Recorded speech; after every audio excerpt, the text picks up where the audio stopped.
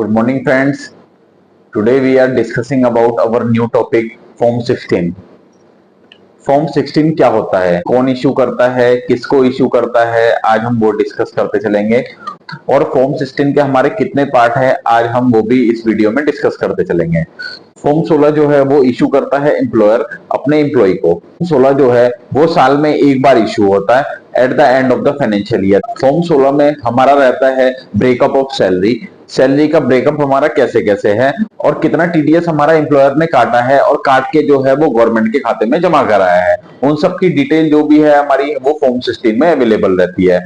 Form 16 में जो है हमारे दो पार्ट्स है, आपके पार्ट ए और पार्ट बी। फ्रेंड्स, हमारा जो फॉर्म 16 पार्ट ए है उसमें जो डिटेल्स रहती है आपकी वो डिटेल्स रहती है जितना भी आपके एम्प्लॉयर ने आपका टीडीएस जो है वो काट के गवर्नमेंट खाते में जमा कराया है 4 क्वार्टर्स में, वो जितनी भी है वो सारी फॉर्म 16 पार्ट ए में अवेलेबल रहती है। और आपकी सैलरी का ब्रेकअप कैसे कैसे है चारों क्वार्टर्स में, उसकी डिटेल भी फॉर्म 16 पार्ट ए में अवेलेबल रहती है। फ्रेंड्स, अब हम डिस्कस करेंगे फॉर्म 16 पार्ट बी। जो हमारा फॉर्म 16 पार्ट बी होता है उसमें सैलरी का ब्रेकअप रहता है पूरा कितना हमारा उसमें डीए है, कितना एचआरए है, वो सब चीजें जितने भी है वो आपको फॉर्म 16 पार्ट बी में मिलेंगी।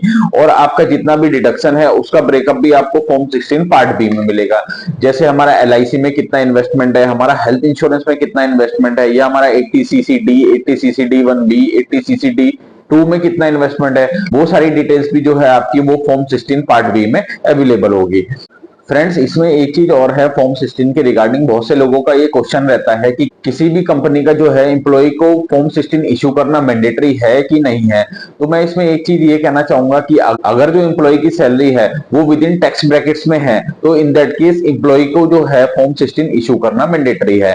बट अगर एम्प्लॉय की सैलरी किसी भी टैक्स ब्रैकेट में फॉल नहीं करती है तो इन दैट केस अगर एम्प्लॉय अपना सर्टिफिकेट भी इशू कर देगा इन दैट रिगार्ड और एम्प्लॉय जो है उस सर्टिफिकेट के बेसिस पे अपनी जो है इनकम टैक्स की रिटर्न फाइल कर सकता है। फ्रेंड्स, वैसे तो हमारी जो due date of filing income tax return है वो है आपकी 31 जुलाई 2024 फॉर द फाइनेंशियल ईयर 23-24।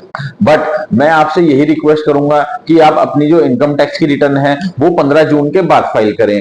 उसका एक कारण है कि जो हमारी टीडीएस की लास्ट क्वार्टर की रिटर्न है उसकी जो ड्यू डेट है वो है 31 मई 2024। एम्प्लॉयर को जो अपना फोर्थ क्वार्टर का जो टीडीएस जमा कराना है वो 31 मई 2024 तक जमा कराना है।